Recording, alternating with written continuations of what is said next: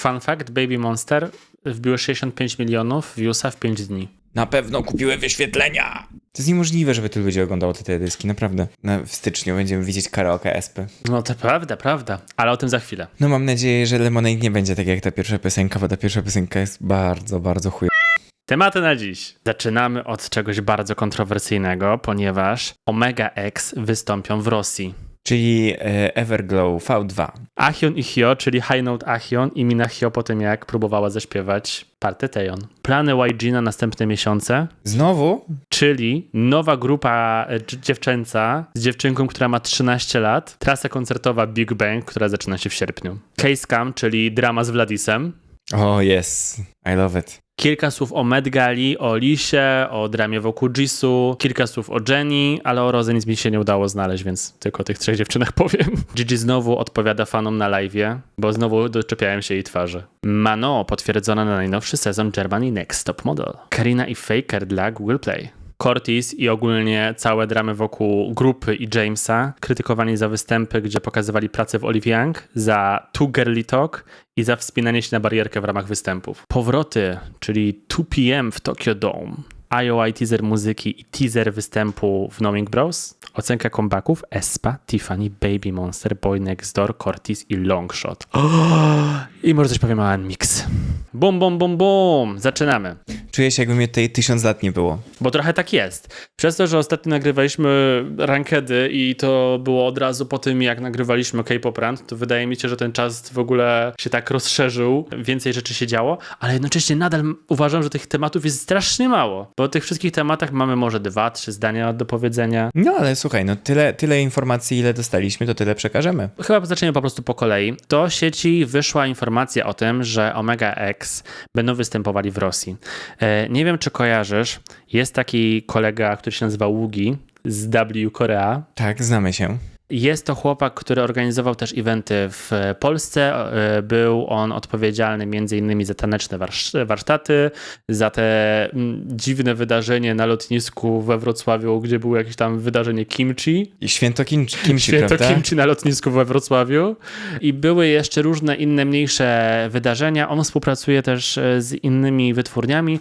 Ja tam chyba coś tam słyszałem o tym, że on ze Starshipem miał w którymś momencie współpracę. On ogólnie bardzo dużo dojść miał swojego czasu. W sensie, ja to tak się trochę śmieję, to jest trochę taki Don Juan tej takiej koreańskiej sceny tutaj na Europę. On bardzo dużo rzeczy robił, bardzo dużo ludzi zna i tak dużo działał, bardzo prężnie. Ale jeżeli chodzi o to, dlaczego o nim wspominamy, no bo właśnie on organizuje ten występ w Rosji. Teraz tak naprawdę ogromne pytanie, co dalej z tym wszystkim, no bo dla grupy to jest na pewno duży rynek, no bo nie oszukujmy się, no Rosja obok Korei bardzo blisko tak naprawdę, duży rynek, gdzie też są fani, bardzo mało grup się decyduje, no to co, może pojedziemy i zrobimy koncert. No ale jednocześnie już znamy jedną grupę, która w przyszłości zdecydowała się na ten ruch i były to Everglowki, czyli 4 dziewczyny, które po tak naprawdę rozpadzie grupy wróciły pod inną wytwórnię w tym samym brandzie i zaczęły koncertować właśnie między innymi w Rosji. Widziałem, że dużo fanów uaktywniło się pod tym postem, który promował właśnie występ w Rosji. Niestety nie wiem, jaki będzie tego outcome, bo informacja wyszła, uwaga, wczoraj, więc jak wy pewnie to widzicie, to kilka dni temu. Everglow są jakby zespołem chińskim. One są... Już nie. Ale jak zaczynały, to były pod managementem chińskim, który miał po prostu swoją siedzibę w Korei. To tak samo jak XG, które są zespołem japońskim, który działa pod managementem koreańskim, ale firma i tak w dalszym ciągu jest po części zarejestrowana w Japonii. I mniej mnie to dziwiło, że Everglow jadą do Rosji na koncerty, no bo jednak, no wiesz, Chiny, Rosja... Przez takie stare znajomości. No bo wiesz, no to nie jest tak, że one przeszły do nowej wytwórni i nagle zerwały wszystkie znajomości i zaczynają od zera, tylko podejrzewam, że to wszystko poszło za nimi. To mniej mnie to dziwo, że pojechały do Rosji. Trudno jest mi powiedzieć, tak naprawdę sprawa jest rozwojowa. Jeżeli ktokolwiek, kto ogląda to wideo i ma troszeczkę więcej info, może akurat w momencie publikacji już jakieś nowe informacje wyszły, dajcie koniecznie znać w komentarzach, to na pewno podepniemy. Ja nie chciałbym robić takiej wrzuty, jak zrobiłem na Everglow w momencie, kiedy dowiedziałem się o tej informacji, że ten TikTok gdzieś tam poniósł się dalej, ludzie troszeczkę nie zrozumieli, więc chciałbym na pewno poznać trochę bardziej sytuację. Nie, jeżeli ta jest w pełni świadoma decyzja, że to się wydarzy i będą chcieli to dalej kontynuować, no to ciężko być jednocześnie fanem grupy, która w taki sposób chce zarabiać. No, ciężko jest być fanem, ale też z drugiej strony nie można się dziwić temu, że idą szukać pieniędzy. Grupy nie mają pieniędzy ogólnie. Szczególnie grupa, która, no, Omega X, umówmy się, nie są jakoś bardzo popularni, więc myślę, że jest to normalny, dla ich brandu to jest normalny krok, żeby szukać tam pieniędzy. Natomiast co my sobie o tym pomyślimy, to już jest nasza sprawa. I oni mogą sobie nie zdawać całkowicie Ale sprawy patrz. z tego, jakie są konsekwencje. Ale patrz, w tym momencie dzieje się bardzo dużo wydarzeń w Europie, które za sekundę będą miały miejsce, czyli Music Bank w Barcelonie. Mamy Inkigayo w Paryżu. Mają być wydarzenia w Polsce, przypominam. No tak, przecież największy festiwal K-popowy.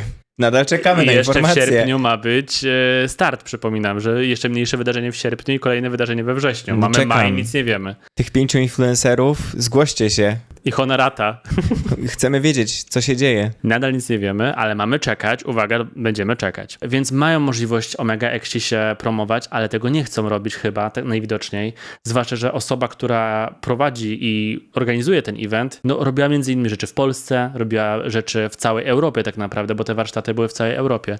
Więc tym bardziej dziwię się, że w ogóle coś takiego ma miejsce. Według mnie mega szkoda i mam nadzieję, że fani, którzy dobijają się na Instagramach, Twitterach i innych social mediach, w końcu gdzieś tam trafią na skrzynki odbiorcze wytwórni. No słaby ruch według mnie.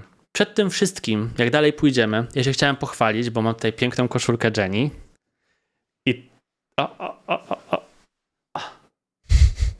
I tak jak ostatnio się chwaliłem koszulkami, teraz się znowu chwalę koszulkami. Czekamy na występ na Openerze Jennie. Jeżeli będziecie, mam nadzieję, że się spotkamy pod sceną. Dużo planujemy na Openera. Może nawet coś się gdzieś tam uda zorganizować poza tylko byciem tam, więc czekajcie koniecznie.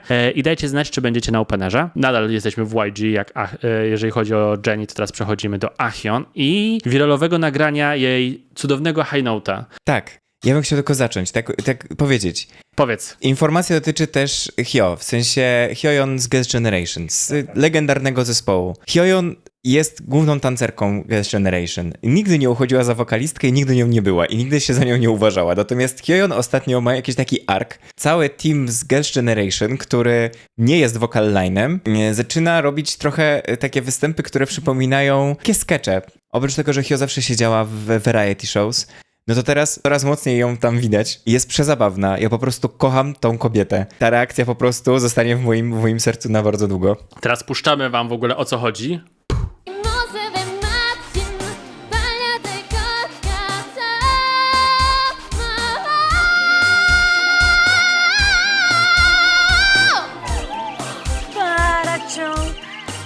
Jeżeli chodzi o ten high note, to ja miałem takie...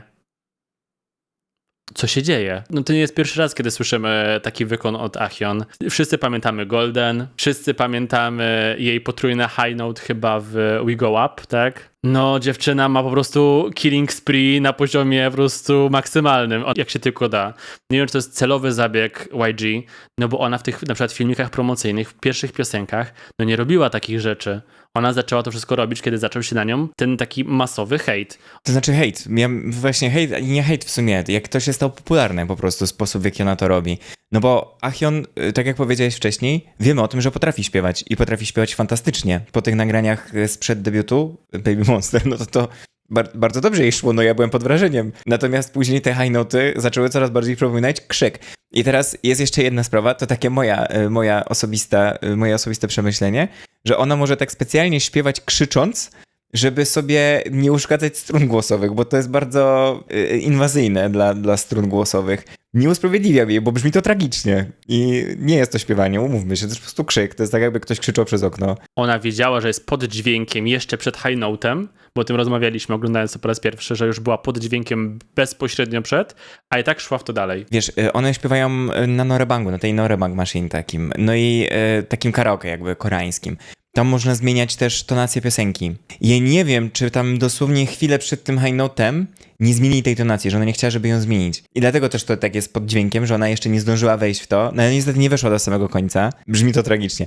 No, trochę się rozwodzimy nad tym, bo jednak myślę, że temat krzyczącej Achion jest dość żywy po prostu w świecie K-popu. Zwłaszcza, że w tym momencie Baby Monster są bardzo na fali, bo tak jak przed chwilą, przed nagraniem zaczęliśmy rozmawiać, 5 dni wbiły 65 milionów wyświetleń na swoim najnowszym MV do Chum, które omówimy na samym końcu filmiku. A mnie się wydaje, że oni po prostu kupują te wyświetlenia. Może kupują, może nie, ale ocenimy na pewno piosenkę pod koniec, więc zostańcie do końca. A jeszcze zapomnieliśmy o Hyo w tym wszystkim, bo powiedziały, że bardzo kochasz tą kobietę, że jest super śmieszna i tak dalej. Mnie najbardziej się podobała nie sama reakcja, jak ona słyszała ten high note, tylko to, co się stało bezpośrednio po, jak zaczęła tak śpiewać i taka zmieszana tą całą sytuacją, chyba chciała po prostu wyjść z tego, no nie wiem, po prostu ignorując to chyba. Przypomniało jej się, że musi śpiewać dalej, tak na tym karaoke, no. Po prostu ją tak to zjadło chyba, pochłonęło ją to, jak Ahyeon pokazała swoje umiejętności wokalne, że zapomniała, gdzie jest i co się dzieje. Ty też bym zapomniał, jakbym słyszał taki krzyk obok siebie. Ja też chciałbym wrócić do tego,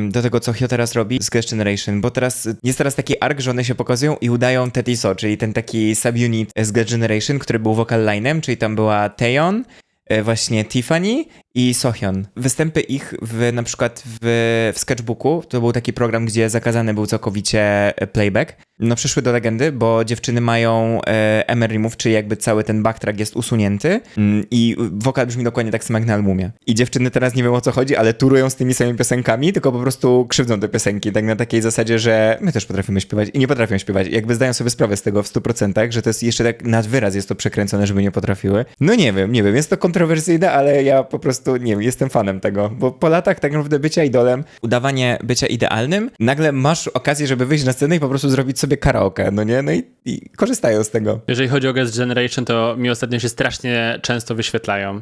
Nie wiem, czy to jest przez powrót Tiffany, czy to jest kwestia po prostu tego, że bardzo dużo się dzieje takich indywidualnych aktywności, też grupowych, ale nawet gdzieś tam na story osób właśnie związanych z tym naszym polskim światem K-popowym, na przykład Fioletowy dodał ostatnio, że słucha piosenki chyba Villain z tego ostatniego albumu.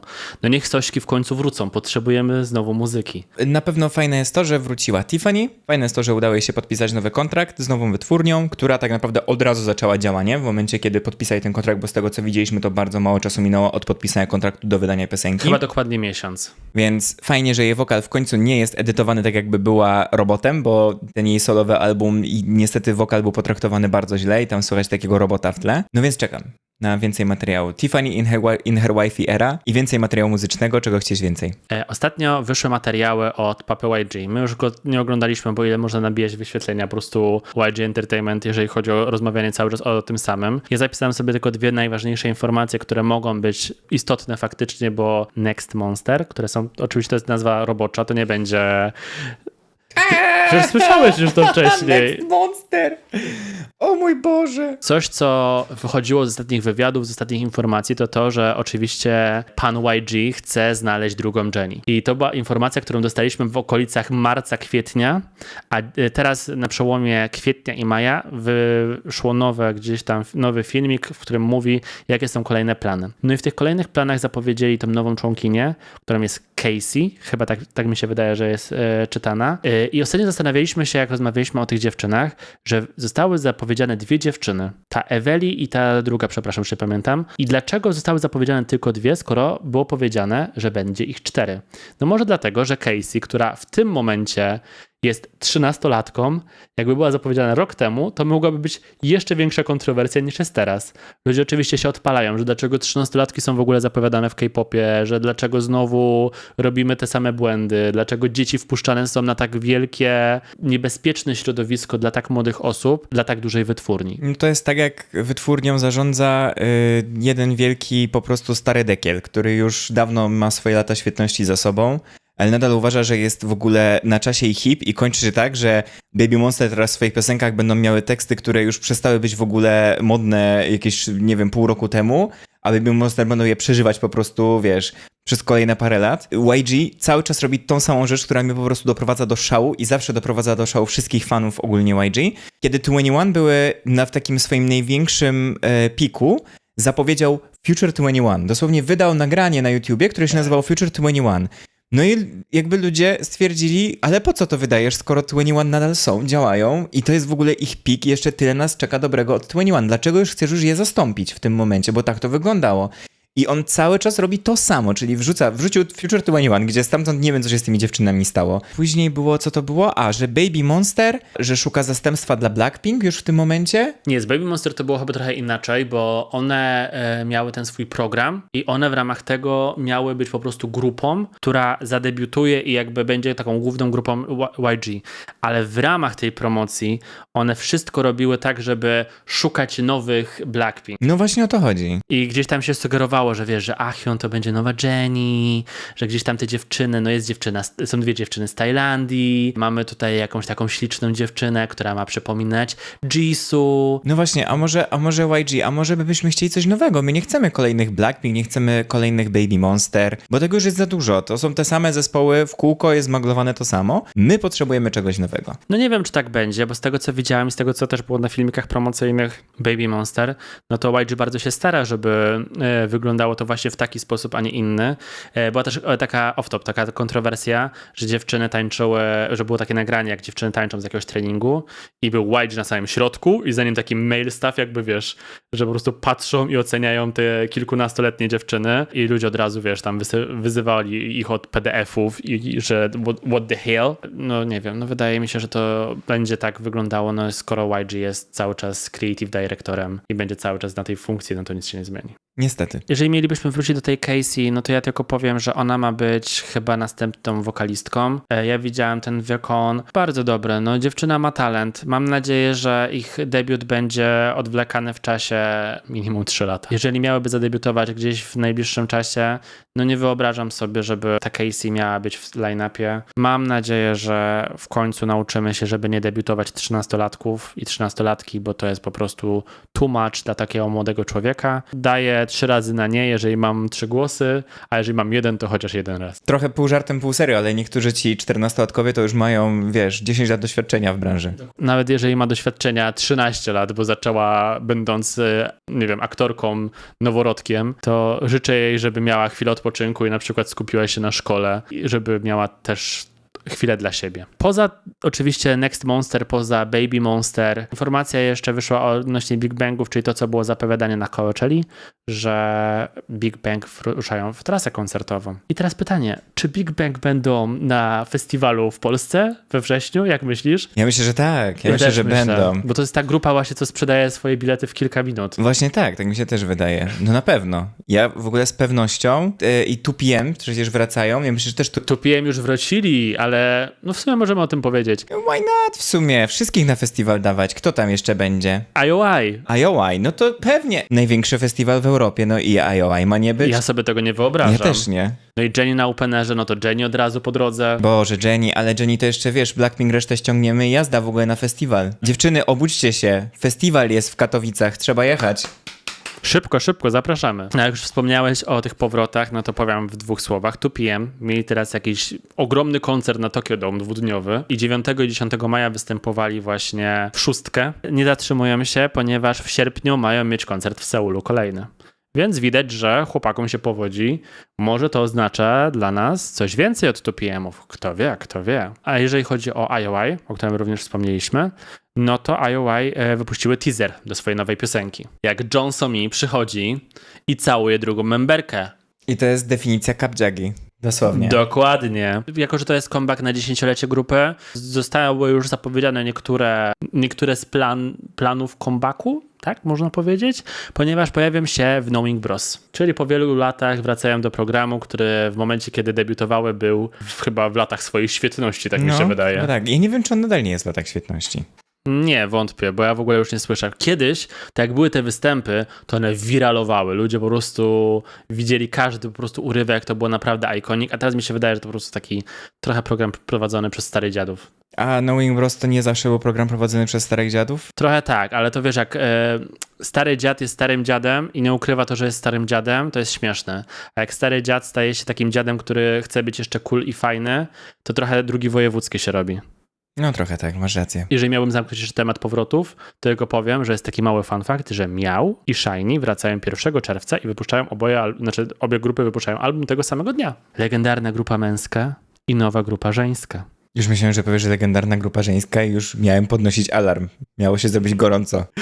No, a nie lubisz Ellie? Nie lubisz dziewczyn, Narin? Lubię, ale jeszcze nie zrobiły nic, żeby były legendarne. I'm sorry. dobra, to, że to- jesteś od Tediego, to jeszcze nic nie oznacza. A wiesz, kto jest legendarny? Już w tym momencie w Polsce? Kto? Empolandio. Mój Boże, mój ulubiony Koreańczyk z Uzbekistanu. No jedziemy. Jedziemy z tematem. Jeżeli żyjecie pod kamieniem, to mieliśmy w Polsce swój własny case cam. Sytuacja miała miejsce, która wyglądała następująco. Chłopak, który w internecie opisuje się jako Wladis M., robił content trochę śmieszny, trochę gdzieś tam ciekawostkowy o sobie, o tym, jakie jest narodowości i o różnicach kulturowych. No i myślicie sobie, no jest jakiś chłopak z zagranicy, przyjeżdża do Polski, mówi po polsku, chce opowiadać po polsku dla Polaków o sobie, no co jest w tym złego? I jest tutaj pewien mały szkopuł, ponieważ kolega bardzo mocno promował się na Koreańczyka, który jest z Korei Południowej. Problem jest taki, że najprawdopodobniej kolega z tej Korei Południowej nie jest, do czego się sam przyznał dopiero po tym, Nawet jak nie prawdopodobnie. Po prostu nie jest. przyznał się dopiero w momencie, kiedy wyjaśnił go Kamil Sus i dodatkowo Koreanka Mijin, bo oboje zaczęli wielką akcję dodawania na bieżąco stories, reelsów, TikToków, gdzie po prostu gościa wyjaśniali. Chłopak pojawiał się chyba w 2 śniadaniówkach, w Silver TV i w Dzień Dobry TVN. Dodatkowo na bieżąco pojawiał się gdzieś tam jeszcze w radiu, chyba w 4, tak mi się wydaje. No, w internecie codziennie dodawał treści, sprzedawał jakieś swoje koszulki, opowiadał o tym, jakie są różnice kulturowe między Koreą Południową a Polską. Jak on jako Koreańczyk z Korei Południowej widzi relacje z Polkami. W jakich językach mówi. Kamil zrobił taki filmik, gdzie go dosłownie zjechał po prostu dwukrotnie. Na początku, że właśnie czy jest Koreańczykiem, czy nie, a drugi zjechał go na podstawie treści, które dodawał. I chłop dosłownie nagrał kiedyś filmik, gdzie powiedział, w jakich językach mówi. I tam powiedział, że Annyeonghaseyo, Wladis im nie daje, coś tam powiedział 2 słowa i później od razu już przeszedł do angielskiego, do hiszpańskiego, do polskiego i na samym końcu tam po rosyjsku trochę kaleczył. No on tak tylko troszeczkę po rosyjsku umie, że nie mówi tak. To bardzo ciekawy statement jak na osobę, która pochodzi z Uzbekistanu. I tutaj właśnie Kamil pogrzebał i znalazł kolejny reels, w którym Wladis mówi płynnie po rosyjsku i słychać ten akcent. No nawet, wiecie co, słuchajcie, chłop mówi po polsku z rosyjskim akcentem i mówi, że jest Koreańczykiem. No nie znam takiego Koreańczyka, który mówi z rosyjskim akcentem po polsku. No nie wiem, bardzo ciężko było kogoś takiego znaleźć. No może on by mógł być takim Koreańczykiem, ale no jak się okazuje, Koreańczykiem nie jest. Etnicznie jest Koreańczykiem, natomiast w ogóle nie wychował się w Korei. To jest tak jak, nie wiem, to jest tak jak 5. generacja Polaków, którzy mieszkają w Chicago. I mówią, że są Polakami i będą dawać dzieciom na imię na przykład pierogi albo rosół, co nie? No jakby, bo to jest jakby porównywalny case w tym momencie. Najgorsza rzecz, która z tego wynikła, to było to, że typ powiedział o koczu Karu, że to znaczy, że życie jest naprawdę piękne. Co to jest zatem? Co to jest? No, powiem tak, że po prostu to znaczy, że no, życie jest naprawdę piękne. To jest dosłownie płatki chili. I to jest w samej nazwie. Goczu to jest papryka. Karu to jest dosłownie mąka. Dosłownie mąka z chili. To jest pierwsze słowo, którego się uczysz, ucząc się koreańskiego. Nawet nie musisz się uczyć koreańskiego, bo to jest dostępne w każdym sklepie. Polacy z tego korzystają już teraz na porządku dziennym. I dosłownie pytanie w tej śniadaniówce dotyczyło tylko i wyłącznie wymowy tego koczukaru. No bo Polacy nie wiedzą, jak to mówić, bo faktycznie zapis jest dość confusing, jeżeli chodzi było o ten... Goczugaru czy Koczukaru? Tak, no i pięknie. No i słuchajcie, no i Goczugaru i do przodu. Mam nadzieję, że Wladis pójdzie trochę po rozum do głowy, bo tak jak to powiedziała Mijin i to była też moja myśl tak od samego początku, bo my ogólnie tak tylko na wstępie dostaliśmy takie błogosławieństwo od Kamila Susa, żeby też chłopa wyjaśnić. Natomiast powiem szczerze, ja nie chcę się na tym skupiać, bo ja nie chcę mu dawać jeszcze więcej rozgłosu. Uważam, że cała reszta internetu zrobiła to już wystarczająco. Możemy ten temat już w ogóle skończyć i dać już temu po prostu ucichnąć, bo chłopak nie zasługuje po prostu na rozgłos i tyle. Chłopak pochodził z Uzbekistanu. Miałem okazję być w Uzbekistanie, no krótko, ale miałem okazję tam być. Jestem pewien, że historia tego kraju, ale kultura ich na pewno zasługuje na to, żeby o niej opowiadać i mam wrażenie, że Wladis mógłby bardzo wiele rzeczy opowiedzieć w polskim internecie, bo Polacy są bardzo ciekawi tego, co się dzieje za granicą, jakie są inne kultury. Tym bardziej, że jak sam Wladis mówi, bardzo lubi polską kulturę. i lubi tutaj przebywać, więc myślę, że nie ma żadnego problemu w tym, żeby się przyznawać do tego, że jesteś po prostu Uzbekiem. I naprawdę nie trzeba być Koreańczykiem, żeby sprzedawać swoją kulturę w internecie, bo to nie tak, że tylko jedna kultura się sprzedaje. I tego życzę Vladisowi w tym momencie, żeby do nas wrócił z jakąś fajną informacją na temat tego, co tam się dzieje w Uzbekistanie, jak oni tam żyją, jaka jest jego kultura i tak dalej. Fajnie jakby też powiedział, że jest z Uzbekistanu, z jakiego regionu, bo jak idzie do śniadaniówek, to mówi, że jest z Incheon. No to też było dobre. To Mijin chyba mu powiedziała, prawda? Że ona Że z jakiej pochodzi... dzielnicy No z dokładnie, Incheon bo ja po prostu pamiętam jesteś. właśnie, pamiętam jak się z Mijin poznawałem, to ona mi mówiła, że właśnie, że jest z Incheon. No i tak jakoś od razu mi to zaświtało, co nie? No to w każdym, słuchajcie, no. Kłamstwo ma bardzo krótkie nogi szczególnie, no w internecie i gdzie jest mnóstwo ludzi, którzy są w stanie go wytłumaczyć, no żeby przyjść do telewizji śniadaniowej i powiedzieć, że twoje koreańskie imię to M. Polandyjo, gdzie M to jest jego nazwisko, bo on dosłownie to, jakby on jak się przedstawia, to jest Vladis M, czyli M, no i Polandyjo to jest dosłownie Polska z honoryfikacją, czyli tak jakby gość powiedział, że ma na imię M Polska. Wiesz co, naprawdę, to już chociaż przeczytaj coś w internecie, bo to nie jest trudne. To nie jest trudne, żeby sobie znaleźć koreańskie imię. Na przykład moje koreańskie imię to Kim Han-bin. No i okej, no i spoko, no i fajnie. No i Też mam super. koreańskie imię, nie? Ja koreańskiego imienia nie mam, ale jakoś z tym przeżyję. Musimy nadać ci w Korei, jak będziemy następnym razem. Musimy zapytać Koreańczyków, co oni sądzą o tobie. O kurczę, najgorzej. I przyjdzie jakaś Ajuma i mnie po prostu wyzwie od jakiegoś... Nie, Adżuma, fajnych znajomych mamy, to Faktycznie. dopytamy się. Dobra, to do znajomych podejdziemy. Ale tak czy inaczej, mamy nadzieję, że ten temat tak naprawdę już się skończy, bo tyle, ile nieśmiesznych TikToków i takich atakujących po prostu też w taki inny sposób. Nie, że po prostu gościu zrobiłeś źle, przyznaj się, tylko że jesteś takim śmieciem, wywalaj do siebie, nie chcemy cię tutaj.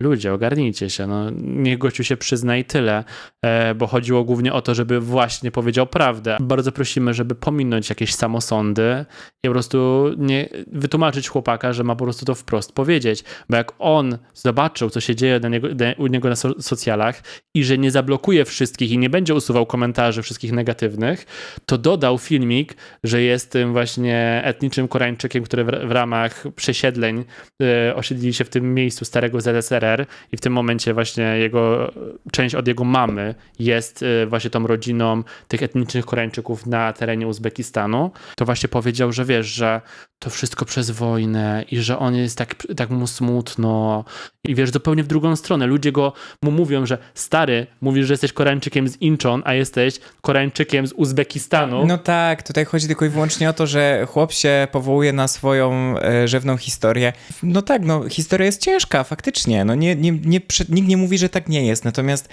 tutaj chodzi tylko i wyłącznie o to, żeby się przyznać do kłamstwa. Dokładnie. That's it. Więc... To jest takie proste, naprawdę. Tutaj nawet nie ma żadnych gruźb, nie ma niczego, tylko po prostu, no słuchaj, przejrzeliśmy cię, chłopie. Wszyscy dają ci w ogóle receptę na to, co można zrobić dalej. To nawet nie jest to, że jesteś po prostu skończony i musisz kasować swoje socjale i przestać istnieć w tej przestrzeni, bo nadal jest w niej miejsce dla ciebie, tylko po prostu nie buduj swojej kariery na kłamstwie. To jest najgorsze, co można zrobić. Nawet Kamil Sus powiedział ci, że masz mówić o Uzbekistanie, więc może to jest jakaś propozycja. I Mijin tak samo mówiła. Dobrze, to może kończąc temat case camu w Polsce, kolejnego zresztą, bo tych case camów jest coraz więcej, przejdziemy do czegoś milszego. Ostatnio miała miejsce Met Gala, na której pojawiły się K-popowe idolki. Mam tutaj na myśli całe Blackpink oraz dwie dziewczyny z Espy. Czy jesteś fanem Met Gali? Nie mogę tak powiedzieć, bo jakby jest mi obojętna Met Gala. A ja jestem super fanem Met Gali i uwielbiam Met Galę. Lubię sobie oceniać ciuszki, na które mnie nie stać. Lubię mówić, że ktoś nie rozumie tematu, pomimo tego, że sam się lepiej bym nie ubrał. I w ogóle ocenianie tych wszystkich stylizacji, nie wiem, z mojego łóżka o godzinie 3 w nocy, będąc w brudnej piżamie i wiesz, z jakimś kubkiem zbitym w połowie, jest totalnie w moim stylu. To jest ten mem tego typa z South Parku, co leży tak z chipsami. Amatorzy. Dokładnie. To jest coś, co ja po prostu bardzo lubię robić, tak na zasadzie po prostu for fun oglądać te stylizacje. Ja nie jestem mocno into moda, więc to jeszcze bardziej z łatwością mi przychodzi gdzieś tam po prostu ocenianie, czy coś po prostu jest fajne, czy też nie. Ta Met Gala od kilku lat staje się taka mocno też dla fanów K-popu istotna, no bo promują się tam gwiazdy K-popu. No i w tym roku mieliśmy 6 idolek. Mieliśmy w końcu całe Blackpink i mieliśmy Karinę i Ningning. Czy jesteś w stanie na podstawie tego, co widziałeś, ocenić ich stylizację? Wiem tylko, że Rosie wyglądała jak Rosie. Przyszła i była Rosie coded, tak jak zawsze. Wiem, że Lisa miała tak ze 2 ręce więcej niż zazwyczaj ma, a reszty to nie wiem. Więcej grzechów nie pamiętam. Mój umysł, jeżeli chodzi o Met Galę, ja widzę i zapominam, bo zupełnie mnie to nie interesuje. Moim zdaniem Met Gala trochę wygląda jak jakaś impreza w Kapitolu z Igrzysk Śmierci. Ale chyba trochę tak ma być, wiesz? Wydaje mi się, że to jest taki styl, po których ludzie już sięgają. Jeżeli chodzi o moją ocenę tych stylizacji, bo skoro Daniel nie chce się bawić, to ja się pobawię. Go for it. Wszystkie dziewczyny wyglądały zjawiskowo. Trochę nie czuję tematu, jeżeli chodzi o Rosie i o Karinę, bo to jest fashion is art. Gdzie jest ten fashion, gdzie jest ten art? Wiem, że ktoś porównywał tą jaskółkę tego ptaka u Rosie, że jest z jakiegoś obrazu. Okej. Ale do tego jest czarna kiecka. Do something better, I guess. A z kolei u Kariny było coś takiego, że to miał być jakiś taki modern hanbok, gdzie dosłownie założyła białą sukienkę prostą i czarną narzutkę. Jeżeli chodzi o pozostałe dziewczyny, trochę trudno jest mi jakoś tak, nie wiem, zaklasyfikować do konkretnej grupy, więc po prostu powiem Jisoo, Jennie i Ningning są mniej więcej na tym samym poziomie, że I get it, I like it, a Lisa jednak numero uno. Te ręce, o których mówiłem, one były odlewem jej rąk w tej konkretnej pozie. I ona założyła je jako taki, wiesz, taki plecaczek i na tym miała jeszcze welon. I to wszystko było custom dress i na tym wszystkim jest chyba, nie wiem, tam ileś set tysięcy kryształków Swarowskiego. Po prostu ta kiecka kipi dripem, jak to kiedyś powiedziała Natsu w wywiadzie z Multim. Wracamy do Natsu, no. Hippie dripę. Każda z dziewczyn wyglądała cudownie. Oczywiście niektóre wyglądały troszkę lepiej, bo były bardziej ubrane pod temat, inne mniej. Ale no, bardzo ładny. Ale Karina, to co ma tą narzutkę, ja nie wiem, czy to się tak dokładnie nazywa, natomiast to się chyba w hanboku to się nazywa chogori. Właśnie ta góra od hanboka. To może to ma być to, I don't know. Na tym zdjęciu to ma po prostu to narzucone jak taką bluzeczkę. No właśnie, z tego co kojarzę, to ona była tak narzucona przez cały czas, że ona nie wychodziła. A nie, to jest taki, okej, to już rozumiem, o co chodzi. Nie, no dobra, ja trochę rozumiem ten temat. W sensie to już tak, jak pokazałeś mi to zdjęcie w całości, no to faktycznie tak to trochę handbokowo to wygląda, tylko ta narzutka, no tak sam kształt, jak przymknie, jak zmrużysz oczy. Jak zamknę lewe oko i prawe, później prawe. I prawe, i głowę w lewo. No tak, to jakby teraz jednak widzę to. Dobra, śmiejesz się ze mnie, ale nie, w sensie generalnie, no trochę to czaję, no nie chcę, nie Ale jestem ja nie ekspertem. mówię, że ja tego nie czaję, ja tylko mówię, że w kontekście tematu, że fashion is art, trochę it's not the vibe. Ale to tylko dla mnie. They are here for the vibes, okay? Yeah, for the vibe. drinks. For the drinks. No to na początku zaczniemy od Blackpink, a później przejdziemy do info od właśnie dziewczyn z Espy, bo trochę się tego zabrało. Mianowicie Lisa została zapowiedziana jako jedna z niewielu artystek, która wystąpi na FIFA World Cup, jeżeli chodzi o ten taki oficjalne rozpoczęcie igrzysk. I wraz z Anitą, Katy Perry, Tylą i dodatkowo też Future i Remą będzie występowała jako równa artystka, co można by porównać do sukcesu Jungkooka, który otwierał tam chyba w Katarze, tak? Ostatnio też duże wydarzenie sportowe. Więc dla mnie, kurczę, super. Zobaczymy tylko w jakich warunkach to będzie, bo jeżeli to będzie jak na przykład występy na MTV VMA, na pre-party, a później jest taka prawdziwa impreza i rzucą ją na to takie pre-party na VMAs, no to trochę słabo. Miejmy nadzieję, że to będzie taki faktycznie trochę taki, ja bym sobie to widział, jakby to był taki mały Super Bowl. No trochę tak jest pewnie, nie? I fajnie jakby Lisa wystąpiła z tą piosenką Stylą, którą mają razem. To było super. Gratulujemy na pewno tego angażu, no bo to już jest status, prawda? Status, bycie ikoną swojego rodzaju. No, zwłaszcza, że to jest już teraz w czerwcu, a Lisa przecież ma to całkiem duże wydarzenie w Paryżu, też sprzedane. Ma wyprzedaną całą rezydenturę w w Las Vegas. Takie kokosy, takie siano i jeszcze wszędzie występuje, wszędzie się pokazuje. Dziewczyna zaraz robi kolejny film dla Netflixa. She's so big. No, to jest mowa od Blinka, więc jakby gratulujemy Lisie, cieszymy się twoim szczęściem, Jasiu, i chodźmy do następnego tematu. O Rosie powiedziałem, że no niestety, no sorry bardzo, nie znalazłem nic poza tym, że jej kiecka była troszeczkę nudna, ale za to Jisoo miała dramę z projektantami. Był taki jeden projektant, on w ogóle był mega creepy. On zrobił kilka stylizacji, które wypożyczył zespołowi Jisoo, bo miała coś nagrywać i to było chyba na początku tego roku albo pod koniec zeszłego.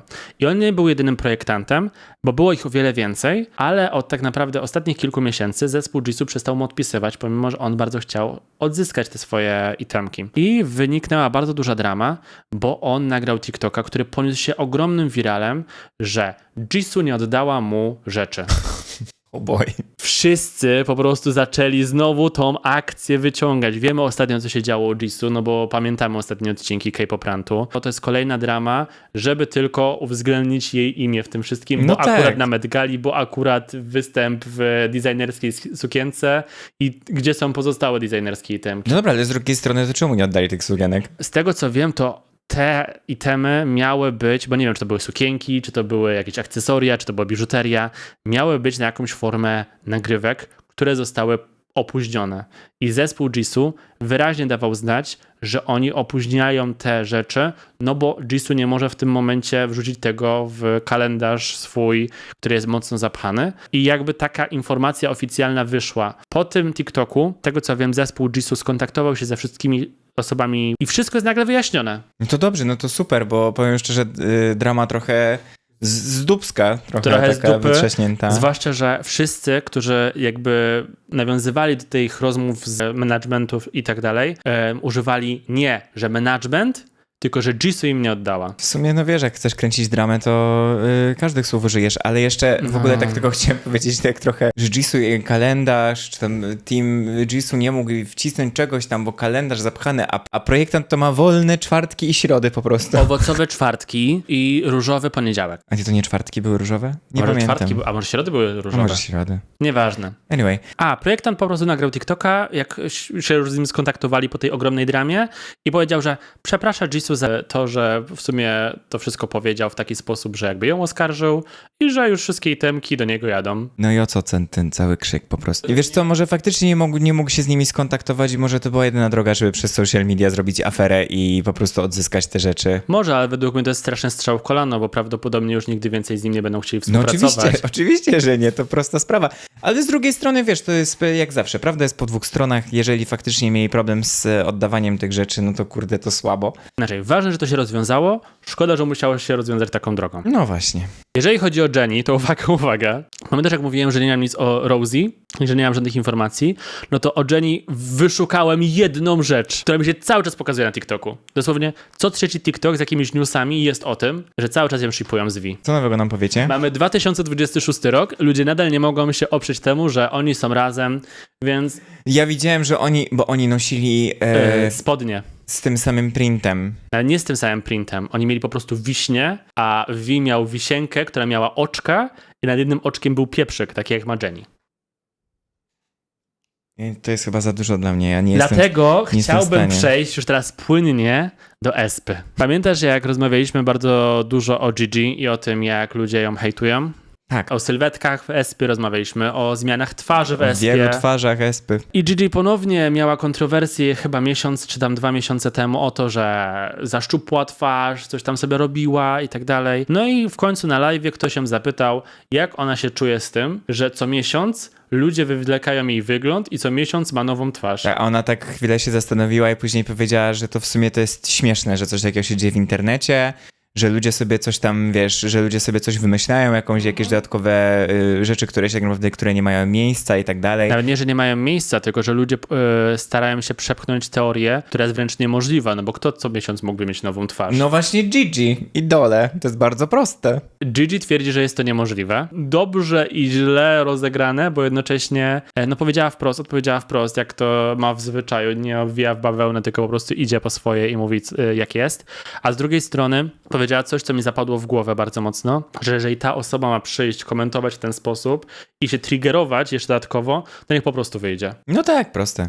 No tylko, że to jest z jednej strony dobre, a z drugiej strony przyjdzie dużo więcej osób, które chce się triggerować i widzieć jej reakcję. Więc trochę takie... To jest kwestia bycia po prostu osobą publiczną. Zawsze będą ci ludzie, którzy będą przychodzić do ciebie i komentować ci jakieś głupoty tylko po to, żeby cię po prostu triggerować, bo tak jak mówię, chowają się ludzie anonimowo za jakimiś awatarami anime dziewczynek i myślą, że ich zdanie w ogóle się liczy. Miecz obusieczny tak zwany. Tak. Ale z takich może przyjemniejszych rzeczy w SP, no to wiemy dobrze, że Karina już wystąpi na Waterbombie w Seulu w tym roku w lipcu. Po raz drugi z rzędu. It's Sprite time! No właśnie, wiesz co mi się przypomniało ostatnio? Nie wiem, do czego mi się to przypomniało. Myślałem o tym Waterbombie, bo zastanawialiśmy się, czy jechać, czy nie. Bo taki był plan, żeby w tym roku jechać, no ale chyba nie wyjdzie. Chyba nie wyjdzie, ale pamiętam, jak w zeszłym roku Karina miała występ i wystąpiła z tym takim medley piosenek od Esper i miała ten moment, że ona stwierdziła, o jak gorąco, i tak ostentacyjnie odkręciła Sprite'a, czy tam otworzyła puszkę Sprite'a, nie pamiętam co to było, ale miała tak, żeby trzymać tego Sprite'a tak idealnie, tak żeby tego było widać i była taka zupełna cisza po prostu na scenie, zbliżenie na Karinego napije Sprite'a i tak sobie pomyślałem wtedy, ile jej musieli dać pieniędzy za to. No po prostu tyle pieniędzy przeszło na jej konto z jednym łykiem Sprite'a. 청량감 보셨죠? 지금 톡 쏘는 거 보셨죠? 한 입만 마시고 바로 다음 무대를 이어가도록 하겠습니다.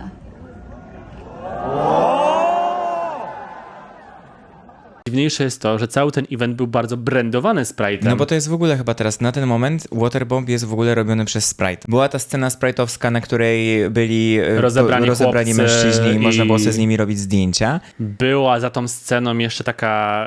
Taka deszczownica jakby? Trochę to wyglądało jak są w KFC te dolewki. Trochę wygląda jakbyście mieli taką ogromną dolewkę, wchodzicie, naciskacie tą dolewkę i jesteście oblewani wodą. Były jeszcze różne takie zraszacze, a później to już były inne brandy, ale no całe strefy tego relaksu, że tak powiem, trybuny były brandowane Sprite'em, no i cała scena była brandowana Sprite'em. No tak, ale jeszcze, wiesz co, nie pamiętam dokładnie, ale my w ogóle na Waterbombie rok temu spotkaliśmy dziewczyny z Black Swan, ale to tak spotkaliśmy dosłownie na randomie pod 7-Eleven. I zrobiliśmy sobie z nimi zdjęcie, więc zostawimy tutaj to zdjęcie. Ale one chyba miały wszystko brandowane od Sprite'a, bo one rok temu występowały na Waterbombie. W sensie rok wcześniej, przed tym jak my przyjechaliśmy. Tam może tylko ten seulski? Może dlatego jest Team Green i Team Yellow, a w innych miastach są Się inne zmienia. kolory. No, bardzo możliwe. Jeżeli chodzi o Karinę, no to nie tylko nie tylko będzie występowała na Waterbombie, ale wystąpiła też w reklamie z Fakerem, czyli dla niewtajemniczonych jednym z największych e-sportowców na świecie, No, jeżeli chyba chodzi o największym. grę League of Legends. Wydaje mi się, że jest największą legendą, ale w tym momencie nie wiem, czy jest na przykład najlepszym graczem. No nie mówimy o byciu najlepszym, mówimy o tak po prostu o marce. Jeżeli chodzi o markę, jeżeli chodzi o legendę, no to Faker po prostu numer 1 na świecie, jeżeli chodzi o grę League of Legends, czyli największą grę na świecie. Oboje wystąpili w reklamie dla Google Play. Jest taka romantyczna, wiosenna sceneria, gdzie Faker stoi i jakaś dziewczyna wbiega do autobusu i on nagle tak chłapie za rękę, ona się odwraca i to Karina. I to jest reklama dla Google Play. I nie wiem, gdzie tam w tym wszystkim Google Play, bo on chyba gra na telefonie i tylko to jest w tym wszystkim reklamą. Ale no, bardzo ładny obrazek, ciekawe połączenie. No nie spodziewałbym się takiego połączenia w reklamie międzynarodowej, ale w Korei chyba to działa. No na pewno, to będzie taki, wiesz, trochę mem, trochę viral. I lubię bardzo SP, i lubię bardzo League of Legends, T1. Też widzimy tak naprawdę co roku na tych wydarzeniach. Online oczywiście, bo jeszcze nam się nie udało kupić nigdy biletów na finały. Pozytywnie. A ostatnim takim newsem o samą SP jest ich występ na ślubie ich staffu. Mianowicie dziewczyny miały taki surprise występ na zaślubinach menadżera i stylistki fryzur. I wystąpiły między innymi z Supernową, przynajmniej to było nagrane. Ty to skomentowałeś jednym słowem, że było to... Karaoke. I po raz kolejny robiły karaoke idolki. Mnie co tak naprawdę zdziwiło najbardziej to, że w ramach tego występu, który był chyba takim występem dla nich, że to miało być nie, że przychodzi Espa i tańczy ale super, bo Espa, tylko ta Espa przyszła specjalnie dla nich, bo oni z nimi współpracują, są znajomymi. No i to dosłownie jest tak, że para młoda stoi, a przed nimi tańczy Espa, nie? Tak twarzą w twarz. Więc stoją. taki personal występ tylko dla nich, więc to jest super. A z drugiej strony na tej ogromnej hali weselnej, za którą zapłacili pewnie kupę siana, zaczęła się wyświetlać ogromna reklama ich najnowszego albumu Lemonade. No, to może być dziwne dla ciebie, ale może po prostu, nie wiem, może robi jakiś visualizer i tyle. No i dali najnowszy i już. Kimkolwiek jest menadżer, on już słyszał Lemonade na pewno i to nie raz. Kurczę, mam z tym taki trochę personalny problem. Jakbym zaprosił, nie wiem, nasze koleżanki, które śpiewają, albo nie wiem, jak jacyś naszych znajomych, którzy tańczą i oni by przygotowali, nie wiem, dla mnie występ na jakimś, nie wiem, urodziny, święta, ślub i tak dalej i przygotowaliby ten występ i wyświetlali w tle, nie wiem, na przykład tu jest kod QR, wejdźcie na nasz, nie wiem, najnowszy cover albo posłuchajcie mojej najnowszej płyty, to bym miał takie bitch? Ja jestem a supportive one. Jak chcesz sobie gdzieś tam wrzucić kod QR do swojej twórczości, to go for it. Ukuło mnie to w taki zły sposób. No to widzisz, to mamy odmienne zdania na ten temat. Dajcie koniecznie znać, co wy myślicie. Jeżeli zostaliście z nami jeszcze do tej chwili, to dajcie koniecznie łapkę w górę. Innych rzeczy z ESPY to została mi ostatnia rzecz, ale to jest taka plota. To tak naprawdę osoba, która była stażystą w teamie SM-u, która miała być odpowiedzialna między innymi za taki art direction, za promocję albumu. Pracowała między innymi nad Lemonade i było powiedziane, że zaproponowała właśnie te takie czarno-białe okładki z żółtymi oczami, które w tym momencie kojarzymy z promocją najnowszego właśnie z tych solo albumów z twarzami dziewczyn.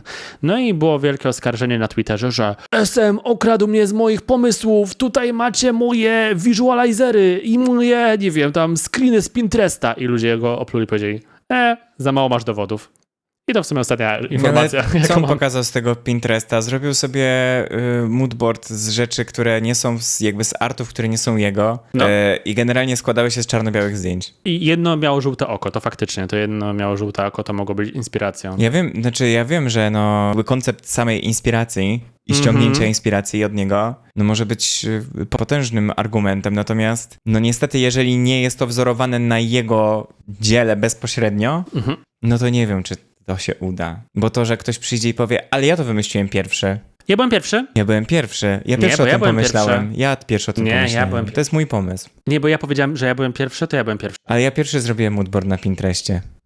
No trudno.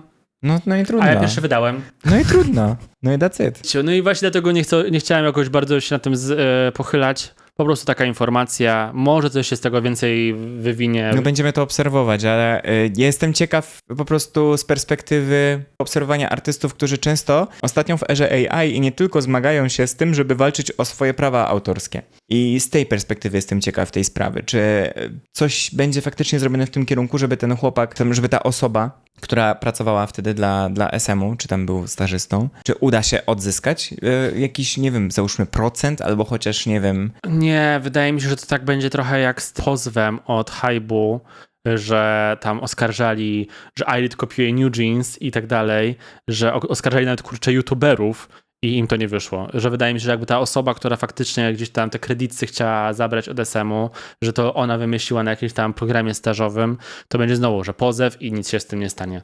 Nawet jakbyś chciał pozwać SM, to pomyśl sobie, jaką oni mają ścianę prawników za sobą i przed sobą i obok siebie i w ogóle pod sobą i no. No tak, ale wiesz, tak ostatecznie sąd nie pracuje dla SM-u, więc jeżeli faktycznie... Ale masz za mało informacji. No tak, tylko po prostu mówię, no dobra, już zejdźmy z tematu. No właśnie. Już. Ale gdzieś tam w międzyczasie porozmawialiśmy o Hype'ie, no to powiem tylko dwie rzeczy, między innymi tą, że Hype otwiera nowy sublabel, żeby zadebiutować nową girl grupę. To ciekawe, kogo disbandną, żeby ta grupa mogła istnieć. Może New Jeans w końcu. Może w końcu New Jeans, może to ich czas. To 3 rzeczy. Między innymi tą, że były te znowu masowe pozwy na youtuberów, które żaden się nie udał i wszystkie zostały odrzucone. Wiemy, że w ramach Hype'u i Geffen mamy Katsai. I tam było coś mówione, że dziewczyny, czy tam oficjalne konto Katsai odobserwowało Hype. No, wszystkie odobserwowały i konto Katsai też. Więc to jest w ogóle bardzo ciekawe. Zobaczymy, jaka będzie dalsza realizacja, ale przecież cały czas mówimy o tej Manon. I co się dzieje z Manon? Gdzie Manon jest? Czy ona wróci, czy nie wróci? 30 kwietnia wyszły 2 współprace, chyba z Tommy Hilfigerem i jeszcze inna, a teraz dodatkowo wyszły takie przecieki, gdzie Manon jest już potwierdzona, że będzie guest judge'em na jednym z odcinków Germany's Next Top Model. No i jeszcze Manon się świetnie bawiła na scenie u Pink Panthers na secie z Ninja Jirachi. Ale o tym rozmawialiśmy na ostatnim odcinku. Anyway, mnie już męczy temat Katsai. W sensie nie potrafią się dogadać i to jest trochę jak piaskownica dla dzieci i uważam, że to marnowanie czasu mówienie o tym. Jeżeli faktycznie będą jakieś oficjalne info, to będą, a jak nie będzie, to trudno. Ludzie tylko mówią o tym, co wspomnieliśmy na początku, że był jakiś wywiad, jakiś artykuł i tam była już nazwana ex-memberką Katsai. Czy Kacaj będzie 6 czy 5, mi to w ogóle nie robi żadnej różnicy, powiem szczerze. Mi robi, bo lubię Mano. No ale no Mano nie znika, wiesz o co chodzi. No Mano sobie świetnie poradzi sama i to już widać teraz. No Mano sobie lepiej radzi niż dziewczyna z Kaca. No właśnie o to chodzi, więc dlatego uważam, że cała ta dyskusja jest trochę bez sensu, dopóki nie będzie oficjalnych informacji. A jeżeli chodzi o tą ostatnią rzecz, jeżeli chodzi o hype, to rozmawialiśmy o tym, że gdzieś tam się dużo mówi o Cortez, oni wypuścili to Red, oni wypuścili jeszcze piosenkę TNT. W momencie, kiedy to nagrywamy, przed chwilą posłuchaliśmy też piosenki Asai, jak to się mówi po angielsku? Asai chyba. Asai, tak mi się jakoś, tak dziwnie się czyta, nie wiedziałem, że w ogóle tak się czyta po angielsku. Cały czas są gdzieś tam w takich promocjach do swojego albumu Green. No i przez to, że są w promocjach, przez to, że są występy, cały czas gdzieś tam się mówi o nich głośno, no to są też w różnych programach. Zobaczyłem bardzo dużo negatywnych gdzieś tam komentarzy a propos Jamesa z grupy. Ty wiesz, który to James? Ten taki przystojniaczek z Cortezów James ma dużo hejtu na TikToku między innymi, na Xie. Między innymi było tam mówione o tym, że byli w programie, w którym udawali, że pracują w Olive Young. Jak pewnie dobrze wiesz, jak wygląda praca w Olive Young, to Znaczy nie to, że dobrze wiem, bo nie pracowałem w Olive Young. Znam memy z Olive Younga, tak? chodzi o to, że pierwsze co zrobili, stając w tym sklepie i że usłyszeli, że będą pracować, to zaczęli krzyczeć, że witamy w Olive Youngu, coś tam, coś. I zostali za to zhejtowani, że są tacy dziecinni, ale może chodziło bardziej o ich attitude, a następnie rozrywali te kartony i jakby wszystko rzucali na lewo i prawo. Więc duży hejt na grupę, że dlaczego się tak zachowują, skoro inne osoby pracują w tym miejscu i po prostu przeszkadzają im w tym momencie w pracy, zamiast im po prostu pomagać w ramach tego programu. Inna rzecz była taka, James właśnie zrobił takie... I tak trzymał rękę, rozmawiając z dziewczyną i że too girly talk. I że za bardzo się wczuł i że w ogóle, że jakaś tam fem strona jego. Trzecia rzecz była taka, że w ramach jakiegoś występu on się wspinał na barierkę i ludzie się z niego śmiali, że jest za niski i nawet nie umie wskoczyć na tą barierkę. Leave him alone. Nie wiem, ludzie tak się dalają do takich rzeczy, nie wiem. Znaczy z tym Olive Youngiem, jeżeli faktycznie, wiesz, ten program był kręcony podczas zmiany, gdzie byli normalnie pracownicy i musieli pracować i oni im to utrudniali, to już pomijam fakt tego, czy to jest, nie wiem, czy to chłopaki chcieli utrudnić tę pracę, czy nie, tylko to sama produkcja jest jakby odpowiedzialna za to. To jest ich wina, a nie chłopaków. No trudno, chłopaki przyszli robić content, przecież nie będą pracować w Olive Youngu jak normalny pracownik, bo to jest nudne. Oni tam przyszli zrobić content, co nie? No to tak to będzie wyglądać. A w ogóle praca w Olive Youngu, dużo się słyszy o tych ludziach Gen Z, którzy pracują w Olive Youngu, że tak krzyczą właśnie, że masz to 안녕하세요.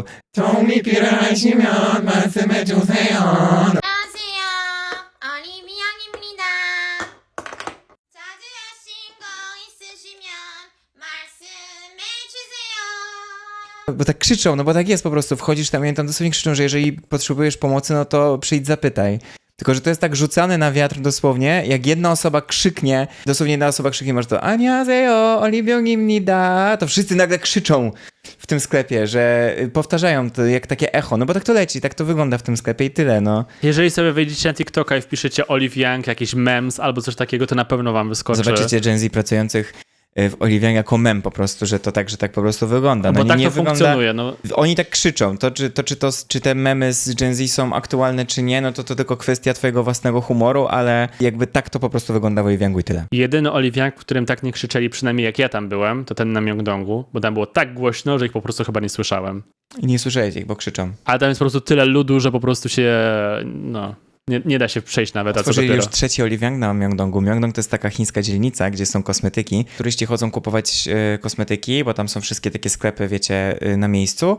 I w tym momencie, chyba 2 tygodnie temu, otworzył się już tam trzeci duży Olive Young. Bo jest po prostu ilość turystów, która chce zrobić zakupy w Olive Youngu na Myeongdongu jest za duża.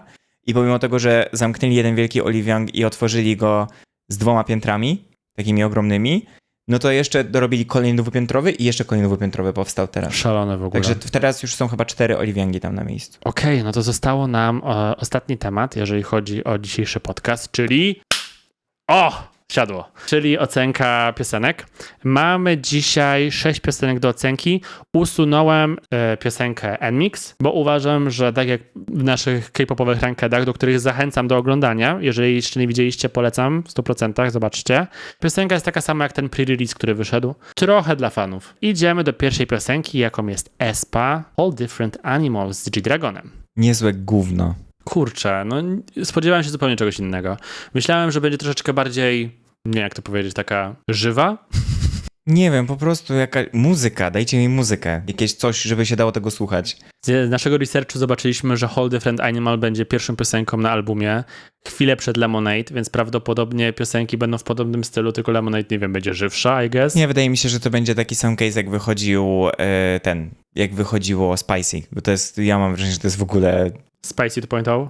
Tak, nawet widziałeś napisy Lemonade na tym ślubie, to będzie zupełnie inny koncept. Lemonade będzie jakimś takim bright konceptem, a ta piosenka to jest, mam wrażenie, po prostu taka wrzucona, jak kojarzysz Salty and Sweet, jak wychodziło mini music video, Tak, no. zanim wyszedł cały album, no to jest ten sam koncept. Ale po prostu, powiem szczerze, no udało nam się dorwać te bilety na SPF w Berlinie.